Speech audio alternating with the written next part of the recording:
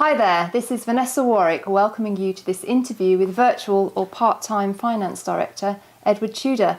And Edward, we're going around to a lot of networking events at the moment, so a good way to introduce yourself is what would be your elevator pitch at a networking event to talk about your services?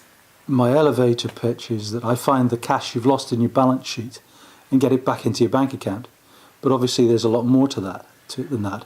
It's providing the information so that a small business can make the decisions based on the numbers, based on facts, rather than basing them on gut feel, because that's where a lot of people go wrong, and because they get those decisions wrong, they get the cash flow wrong, and it's cash flow that puts companies out of business.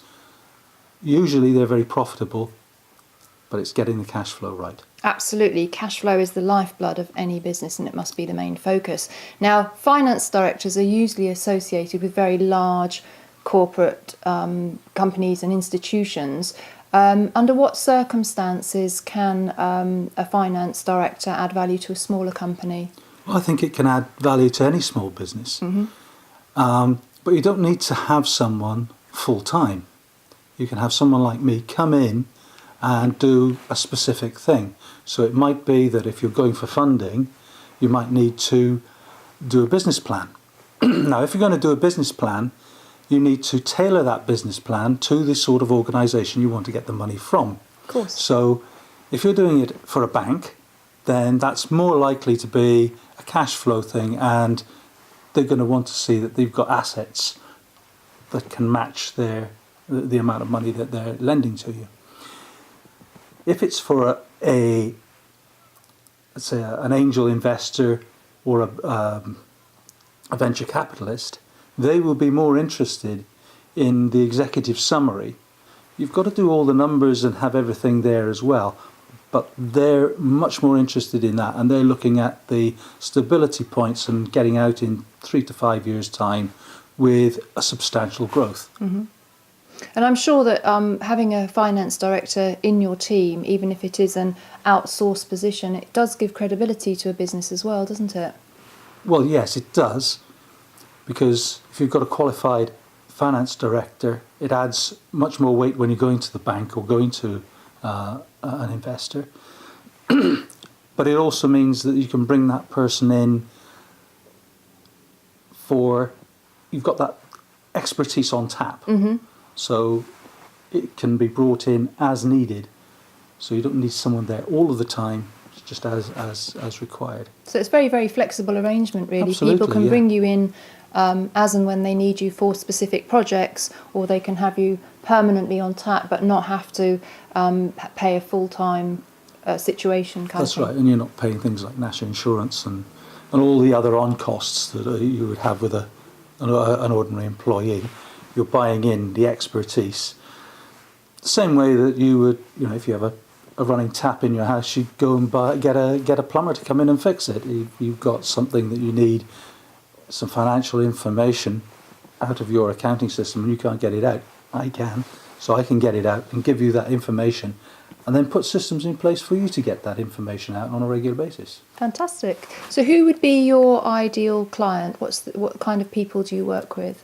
Well, my ideal client is between someone with a turnover between £1 and £10 million, and they're looking to grow.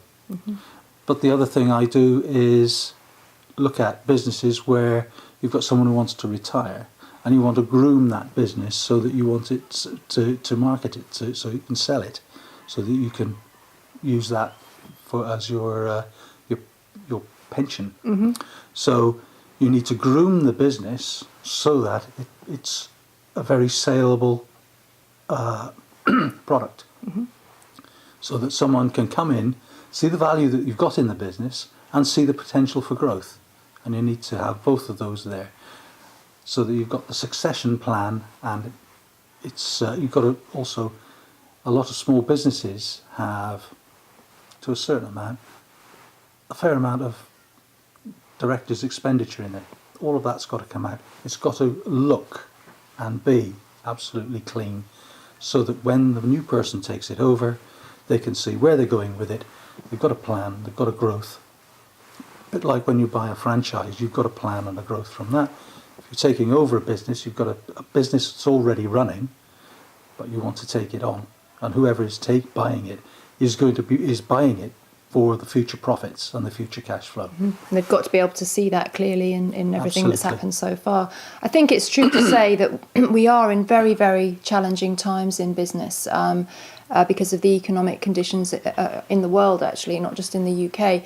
And some people might think, well, it's an added expense to get somebody such as yourself in to support them. But actually, you end up saving people money, and you can actually avert problems further down the line as well, can't you? Oh yeah, I went in and did one job with one company, and I found £2.1 million for them. Just 2.1 million.